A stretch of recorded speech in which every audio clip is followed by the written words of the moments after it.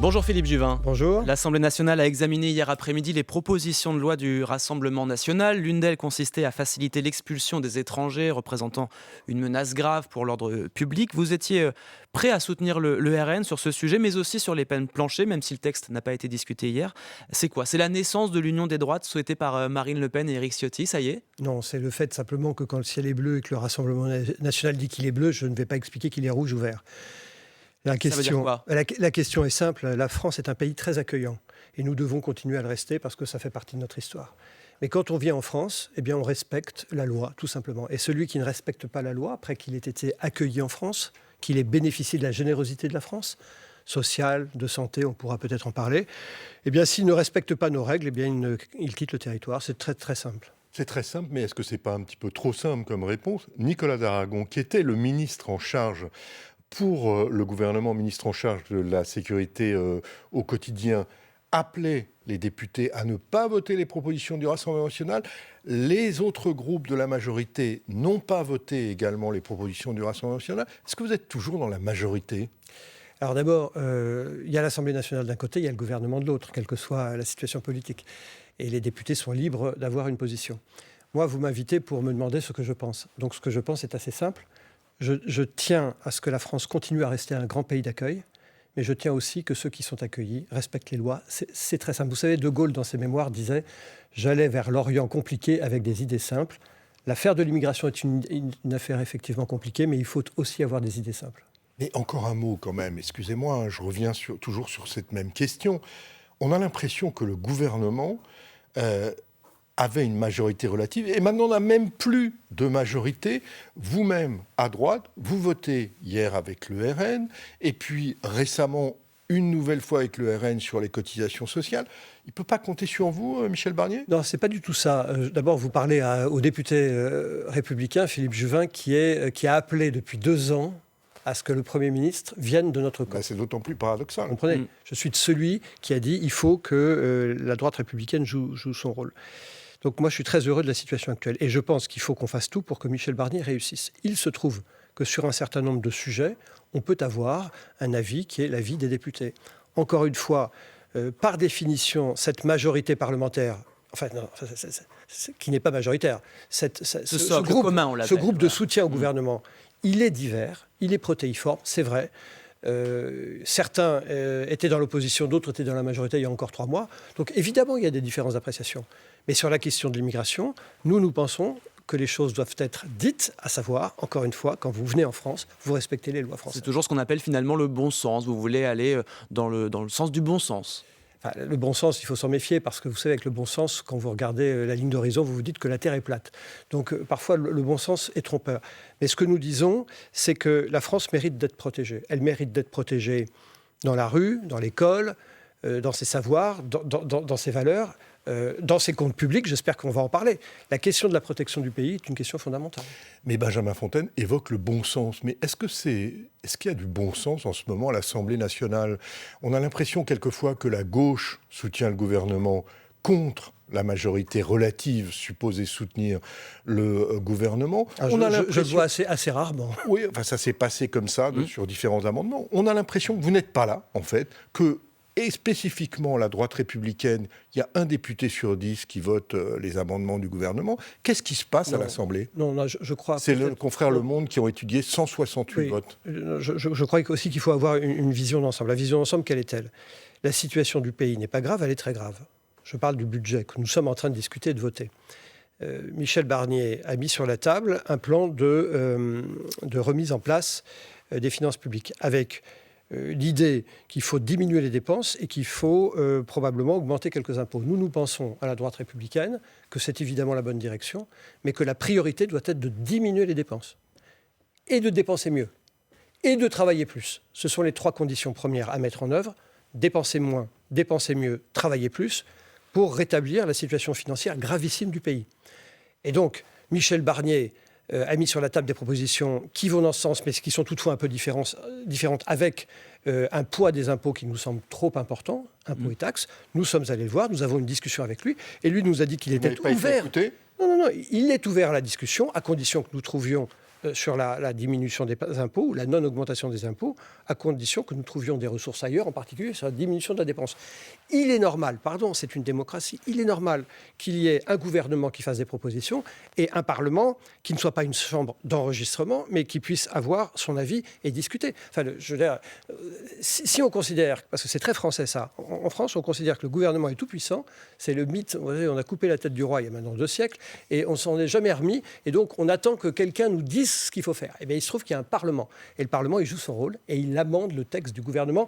Il n'y a rien d'extraordinaire à ça, c'est la démocratie normale. Mais certaines des mesures d'économie dont vous parlez sont en train d'être détricotées en ce moment à l'Assemblée nationale. Est-ce que vous le regrettez ? Ah oui, bien sûr, mais c'est pire que ça. En gros, pour que les gens comprennent, on vote au Parlement d'abord ce qu'on appelle les recettes, c'est-à-dire les impôts, qui ont explosé, c'est-à-dire sous l'effet souvent de coalition entre le Rassemblement national et la France insoumise. Il y a eu des impôts qui sont apparus, ça tombait comme à gravelotte. Toutes les 5 minutes, il y avait 1 milliard d'impôts supplémentaires. Je caricature, mais à peine. Et depuis maintenant quelques jours, nous discutons en commission des finances de ce qu'on appelle la dépense. Où est-ce qu'on met l'argent ? Et hier, en commission des finances, par exemple, il y a eu une coalition improbable qui s'est créée et le poste de dépense de l'État, qui est le remboursement de la dette, vous savez que chaque jour, enfin chaque mois plus exactement, nous remboursons une partie de la dette française qui est immense, eh bien ils ont décidé de retirer les crédits, c'est-à-dire qu'on ne peut pas rembourser la dette. Sur l'écologie, le budget de l'écologie présenté par le gouvernement, c'était 13,5 milliards. À l'issue de la discussion en commission des finances, on a fait plus 15 milliards, 13,5 plus 15. Donc vous dites quoi, vous, Philippe Juvin ? En gros, il faut signer la fin de la récré, il faut un 49.3 ? Je dis à Michel Barnier, mais je le dis depuis le début, que cette situation d'absence de majorité, d'abord, deuxièmement, d'extrême gravité de la situation, fait que le gouvernement devrait siffler la fin de la récréation très rapidement, utiliser le 49.3, faire adopter ainsi le budget. Au moins, ça aurait une vertu de clarification et surtout d'autorité. Nous avons besoin d'autorité dans ce pays. Et le fait que ça ne se fasse pas a un effet pervers. C'est comme les députés, au fond d'eux-mêmes, savent qu'un jour le 49.3 va arriver, eh bien, ils se libèrent et on a des collègues qui proposent tout et vraiment n'importe quoi. Ça permet aussi le débat. Alors, ça devrait permettre le débat. Et là, je vous entendrai. Sauf que quand vous êtes capable de dire à la commission des finances, non, c'est pas la peine d'inscrire de budget pour rembourser la dette.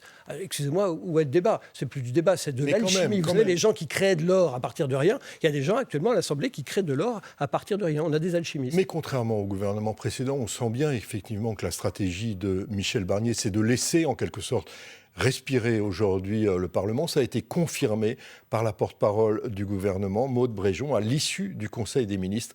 On va l'écouter. Nous demande pourquoi est-ce qu'on n'utilise pas l'article 49 alinéa 3 de la Constitution pour mettre fin au débat. On n'utilise pas précisément pour permettre aux parlementaires de s'exprimer et de faire des contre-propositions. Ça met en exergue des accords, ça met en exergue des désaccords. Ça ne nous arrange pas toujours. On assume de perdre sur certains votes. Mais je crois que c'est ce qui rend le débat riche. C'est une stratégie presque dangereuse pour vous aujourd'hui. Vous dites il faut siffler la fin de la récré. Récré, c'est un mot assez fort quand on parle du Parlement. Ça veut dire que ça va, si je vous écoute, dans tous les sens. Est-ce qu'effectivement, cette stratégie de laisser les débats comme ça et de laisser les propositions qui vont un peu dans tous les sens, ça peut être une stratégie dangereuse ? Moi, j'aimerais qu'on laisse le débat prospérer, à condition que ça soit un débat. Or, il suffit que vous vous branchez sur n'importe quel écran et vous voyez ce que sont devenus les débats. Aujourd'hui, il n'y a plus de débat à l'Assemblée. Ce sont parfois, au pire, des invectives et la plupart du temps, des propositions qui n'ont ni queue ni tête. Donc, c'est pour ça que je pense qu'aujourd'hui, ça va. On a donné sa chance au Parlement et le Parlement ne l'a pas saisi.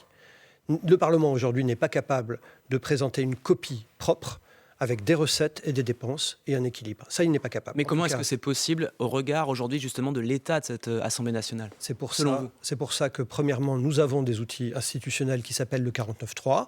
Quand le Parlement n'arrive pas soit à décider quelque chose de raisonnable, et aujourd'hui le Parlement ne décide pas quelque chose de raisonnable, si le budget était adopté tel qu'il est actuellement fixé par le Parlement, en fait, ça ne serait pas un budget acceptable par personne, ni par les Français, ni par les entreprises françaises, ni par nos voisins.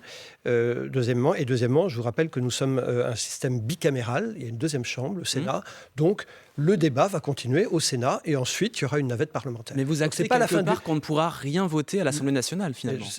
La première partie sur les recettes, c'est-à-dire les impôts et les taxes, sera une deuxième partie qui sera probablement rejetée. Pour que les gens comprennent bien, la discussion parlementaire a eu lieu en commission. Maintenant, sur les recettes impôts-taxes, ça a lieu en séance plénière. C'est interrompu pour des raisons techniques. On va revenir et en discuter. Probablement, il y aura un vote contre. Donc, de toute façon, on voit qu'on n'y arrive pas. Tout simplement parce qu'ils ont voté plein de taxes et plein d'impôts, mais vraiment des choses absolument folles. Et ils sont en train de détricoter aussi les dépenses avec des dépenses qui ne correspondent pas aux besoins du pays. La France est un pays sérieux. Elle ne peut pas jouer comme ça avec son budget. Or, c'est ce qu'elle est en train de faire à l'Assemblée nationale. Est-ce qu'il y a un groupe politique, un leader qui sort quand même gagnant de ce débat à l'Assemblée? Est-ce que le nouveau Front populaire qui montre son unité? Est-ce que le Rassemblement national qui est un peu en retrait de ces débats un petit peu cacophoniques? Est-ce que ce n'est pas les grands gagnants finalement de ces débats? Alors que le nouveau Front populaire soit gagnant, je ne le crois pas du tout. Ou alors dans l'esprit de gens qui ne comprennent pas comment un pays fonctionne. Non, je crois que les gagnants, pardon d'être un peu chauvin, d'une certaine manière, c'est nous, la droite républicaine, parce que nous avons mis sur la table un contre-budget qui se tient. Nous avons mis sur la table un budget qui dit, encore une fois, n'augmentons pas les impôts, baissons les dépenses. Et je vais vous le dire, si nous ne faisons pas ça, qu'est-ce qui va se passer? Eh bien, il va se passer que la France va continuer à tomber un peu plus qu'elle ne tombe. Mais vous l'avez mis sur la table, mais vous n'êtes pas complètement Vous aurez suivi. le Fonds monétaire international qui sera à Paris et qui nous dira ce qu'il faudra faire. Donc nous devons absolument éviter cette catastrophe. Et les plus sages, ça reste les députés républicains. Alors maintenant que d'autres essayent d'en tirer un avantage politique, vous parlez au Rassemblement national, c'est très clair. Le Rassemblement national essaye de faire accroire que autour d'eux, il n'y a pas de solution, eux sont solides, etc. Mais quand vous regardez les impôts qui ont été votés par la France Insoumise et le Rassemblement national ensemble, vous comprenez que le programme économique du Rassemblement national, c'est un programme de gauche. On va continuer à parler des finances de la France, Philippe Juvin, avec vous dans quelques instants, et notamment du budget de la santé qui est en discussion également en ce moment. Ce sera juste après le fil info à 8h45 avec Marie Maheu. Encore des dizaines de disparus selon les autorités espagnoles et au moins 158 morts dans le sud-est du pays après ces inondations historiques. Une partie de l'Andalousie est encore en alerte rouge pour risque de pluie. Aujourd'hui, les Baléares, la Catalogne et Valence sont en orange. Le chef de la diplomatie américaine, Anthony Blinken, assure que les discussions ont bien progressé autour d'un cessez-le-feu au Liban. Le Premier ministre israélien Benjamin Netanyahou s'est entretenu hier avec des diplomates de Washington. Mais dans le même temps, les bombardements continuent. Au moins 3 nouvelles frappes ce matin sur la banlieue sud de Beyrouth. En France, la justice obtient une rallonge en plein examen du futur budget. 250 millions d'euros de plus que ce qui était prévu pour 2025. Au début du mois, le garde des Sceaux, Didier Migaud, avait menacé de claquer la porte en cas d'enveloppe insuffisante. Une fusillade hier soir dans le quartier des Couronneries à Poitiers a fait 5 blessés graves, annonce le ministre de l'Intérieur. Échange de tirs après des tensions entre des groupes, selon le préfet du département. Des renforts de police seront déployés dans la journée. Et puis le SMIC augmente aujourd'hui, près de 28 € de plus par mois si vous êtes aux 35 heures. Une revalorisation qui arrive avec 4 semaines d'avance. C'était une promesse du Premier ministre pour aider les travailleurs les plus modestes. C'est aussi en ce 1er novembre le début de la trêve hivernale. France Info. Le 8-30 France Info, Jean-Jérôme Bertolus, Benjamin Fontaine. Nous sommes toujours avec Philippe Juvin, député de la droite républicaine des Hauts-de-Seine, patron aussi des services des urgences de l'hôpital Pompidou. Et on a appris d'ailleurs hier qu'en 2023, 5000 lits d'hospitalisation avaient encore été supprimés en France. On arrive quand même à ce chiffre de 40 000 lits supprimés en 10 ans. Est-ce qu'il y a un risque pour la prise en charge des Français ? Alors, oui, mais avant peut-être de commenter, il y a un deuxième chiffre qu'il faut donner pour être honnête, c'est que parallèlement, il y a une ouverture de lits qu'on appelle d'hospitalisation courte d'une journée. Oui. 21 000 places de jour en 10 ans, 3 500 sur l'année. Exactement. Donc, en fait, on assiste aujourd'hui à une mutation du système hospitalier avec moins de lits d'hospitalisation traditionnels et plus de lits d'hospitalisation de courte durée d'une journée. Cela étant dit, il est très clair qu'une partie, par exemple, des difficultés des urgences en France proviennent de quoi ? Proviennent du fait que les urgentistes, une fois qu'ils ont un patient dans leurs urgences, ont du mal à l'hospitaliser parce qu'ils ne trouvent pas de lit. Deuxièmement, une deuxième partie de la difficulté... Ça veut dire que le patient reste sur un brancard 12 heures, 24 heures. Absolument. Une deuxième difficulté, c'est que même si votre lit est, entre guillemets, administrativement ouvert, qu'il existe, en fait, il est parfois fermé parce qu'il manque du personnel. Et pourquoi manque-t-il du personnel ? Non pas parce qu'on ne sait pas le payer, non. C'est que souvent les postes existent, sont financés, mais nous n'avons pas les candidats. Donc il me semble que, évidemment, il y a 1000 sujets à traiter en matière de santé, mais le sujet principal, s'il fallait commencer par quelque chose, il faut bien commencer par quelque chose, c'est de se poser la question de la démographie médicale et paramédicale. Nous ne formons pas suffisamment de médecins, ni d'infirmiers en France. Il faut en former beaucoup plus. Pourquoi ? Parce que ceux que nous formons, eh bien, aujourd'hui, ont une activité médicale qui n'a pas celle que leurs prédécesseurs avaient. Ils travaillent différemment, moins, à mi-temps. Et puis, accessoirement, la population augmente, elle est plus malade, elle est plus vieille. Donc, le début de toute politique aujourd'hui de santé, ça doit être d'augmenter les effectifs formés. Malgré tout, Philippe Juvin, est-ce que la force d'un hôpital se mesure encore au nombre de lits ? Parce qu'on soigne mieux aujourd'hui aussi, on peut hospitaliser moins longtemps un patient. Alors, vous avez raison, ce n'est qu'un des éléments du sujet. Et là où on vous gardait une semaine après une intervention il y a 10 ans, on peut vous garder 2 jours, grâce aux techniques chirurgicales, d'anesthésie, d'antalgie qui ont évolué. Évidemment, il ne reste pas moins que, toutes choses étant égales par ailleurs, quand vous regardez les choses, je ne connais pas un seul urgentiste qui vous dira « oui, dans mon hôpital, il y a suffisamment de lits ». On a tous cette difficulté. Et le Premier ministre a parlé de la maladie psychiatrique. Il se passe désormais quelque chose qu'on n'observait pas encore il y a 3-4 ans, c'est que nous avons maintenant dans les services d'urgence des patients psychiatriques qui devraient être hospitalisés en service de psychiatrie et qui restent 24-48 heures dans un lit aux urgences. Oui, la santé mentale, c'est effectivement la cause nationale, je crois, en 2025. D'un mot, vous évoquez effectivement les difficultés de l'hôpital. Est-ce que vous soutenez le mouvement qui va démarrer la semaine prochaine de grève dans les hôpitaux? Le personnel soignant, les syndicats du personnel soignant estiment que le compte n'y est pas en matière d'accroissement des budgets des hôpitaux dans le projet de Michel Barnier. Alors je ne sais pas si je le soutiens, je vais vous dire parce que il pose un vrai problème et en même temps ce n'est pas la bonne solution. Parce que comment fait-on une fois que... Il n'y a pas assez de moyens pour l'hôpital. Le vrai problème, c'est ça ? Non, je pense qu'il y a suffisamment de moyens pour la santé en général, parce qu'il n'y a pas que l'hôpital dans la santé, on fait toujours cette erreur. Il y a la prévention, il y a la médecine de ville, etc. Mais l'argent ne va pas suffisamment aux soins. Ça, c'est le premier point.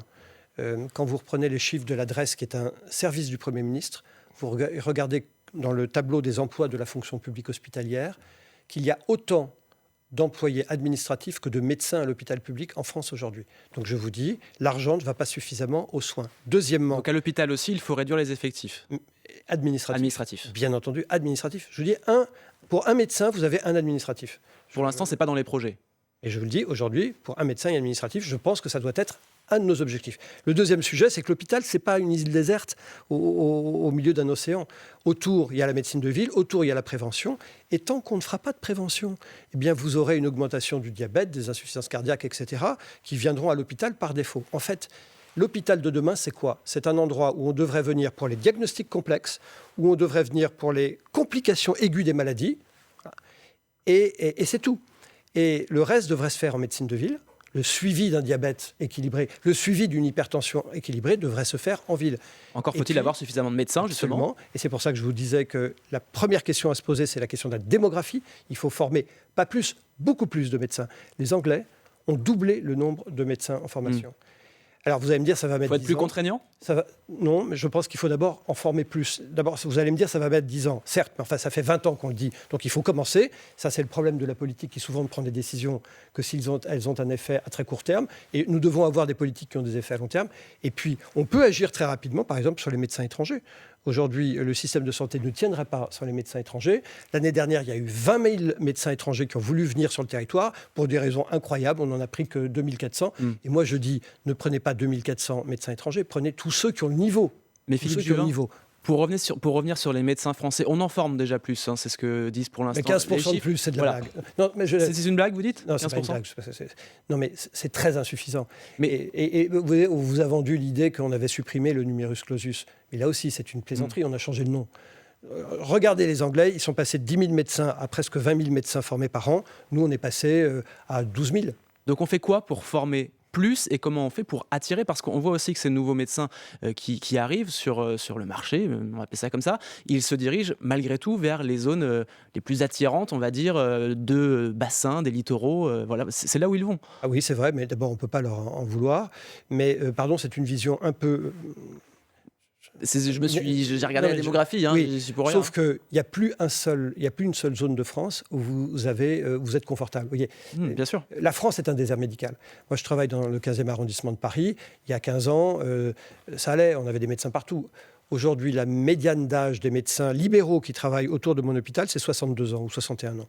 La moitié ont plus de 62 ans. Donc vous imaginez ce qui va se passer dans les 10 ans à venir. Non, je pense que la question de la régulation de l'installation, ça ne marche pas, puisque de toute façon, on manque de médecins partout. Et les gens trouveront des manières de détourner, en particulier en allant dans les hôpitaux de ces zones soi-disant bien dotées, puisque de toute façon, ces hôpitaux aussi manquent de monde.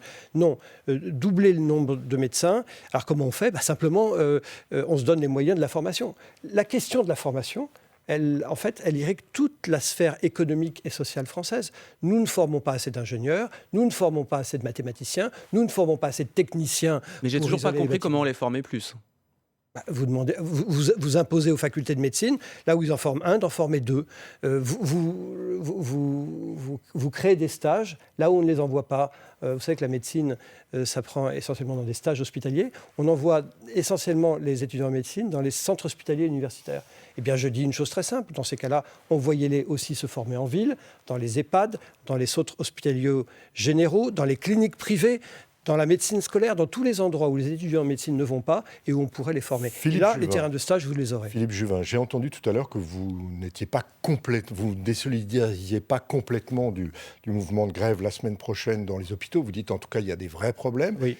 Quelle est votre position par rapport à l'augmentation du jour de carence qui va toucher les fonctionnaires de la fonction publique hospitalière? Ça veut dire souvent des médecins qui bossent beaucoup, notamment aux urgences, dans votre service. Ça veut dire des infirmières qui bossent la nuit. Est-ce que c'est un bon message? Est-ce que c'est une bonne chose, 3 jours de carence? Il est normal. Oui, moi, je suis très favorable à ça. Vous y êtes favorable? Ouais. Pourquoi? Parce qu'il n'y a pas de raison qu'il y ait une règle différente dans le privé et le public, premièrement. Deuxièmement, on a vu ce qu'on appelle les indemnités journalières, c'est-à-dire le coût des arrêts maladie, bondir en 5 ans. On est passé de 8 à 18 milliards d'euros par an.